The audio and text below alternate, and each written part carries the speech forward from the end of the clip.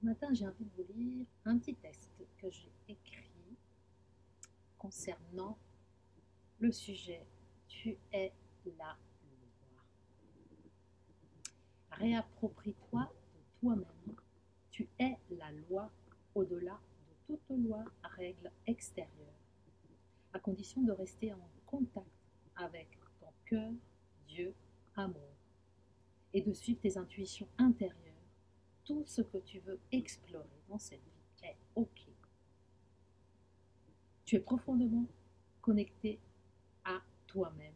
Dans ce cas-là, ton essence est la loi. La totalité de la loi est amour, disait Jésus. Tu es la loi quand tu connectes à l'amour en ton cœur.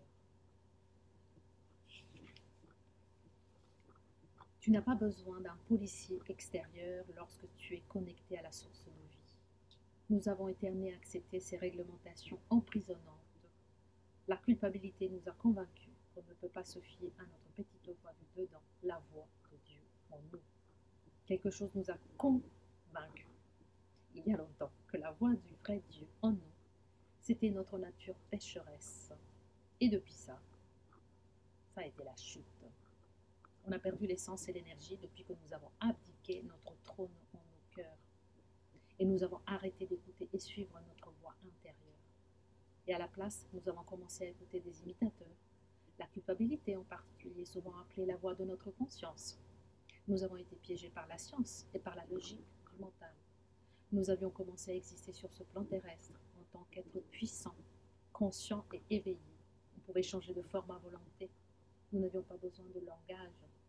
On communiquait directement les uns les autres par télépathie. Nous étions connectés avec les esprits de la nature, le royaume des vies. Nous pouvions voir et écouter différentes dimensions. Nous n'avions pas besoin de possession, nous n'avions pas besoin de travailler pour vivre et survivre. Nous étions des enfants de Dieu et nous recevions de quoi se nourrir directement de la source de toute vie. Regarde où nous en sommes maintenant, où tout cela nous a emmenés, cette façon d'écouter le mental, la culpabilité, la peur.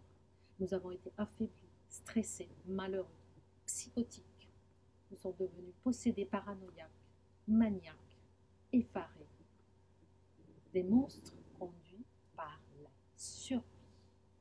On se trahit les uns les autres. On est en méfiance constante, prêt à attaquer l'autre physiquement ou mentalement par tous les moyens. On vit nos vies sans joie, sous la pression du besoin de survie. Et puis on meurt. Waouh, ça c'est trop marrant. On arrête quand ce délire? Ça commence par toi, par moi, par chacun de nous individuellement.